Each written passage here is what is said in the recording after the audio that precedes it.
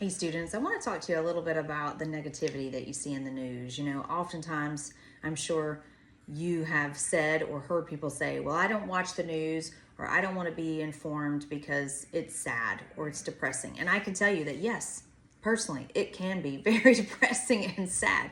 But the reason why a lot of negative or sad or horrible stories are reported in the news are because they're more frequent. We as human beings gravitate towards sadness and depression and bad things because they're not happening to us, they're happening to somebody else, and we want to know a little bit more about them. People often refer to that as that morbid curiosity. And so that's why in news you tend to hear a lot about negative news, or you need to hear those sad stories that are happening.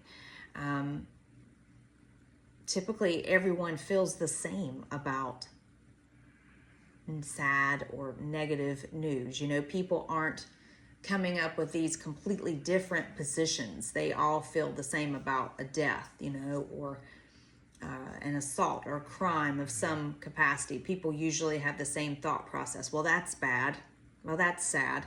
And there's no alternate perspective. People usually are on the same page, so it's easier to report about negative or bad things.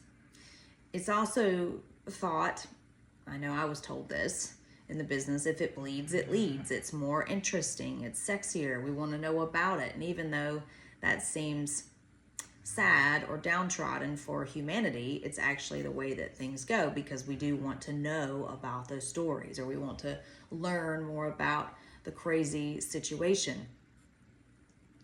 Negative news is also more unexpected than positive news. Now, it doesn't mean that you can't have positive news in a news story. Usually those are at the end of the newscast as a kicker or a parting shot in some capacity. So they can be in there, but usually in the A block or in your main section of your magazine or your article or your publication online, the main stories are going to tend to be negative in nature or sad or bad in nature, because again, those are things that people want to know about, and they don't tend to have any qualms with it. They just digest the content and move on.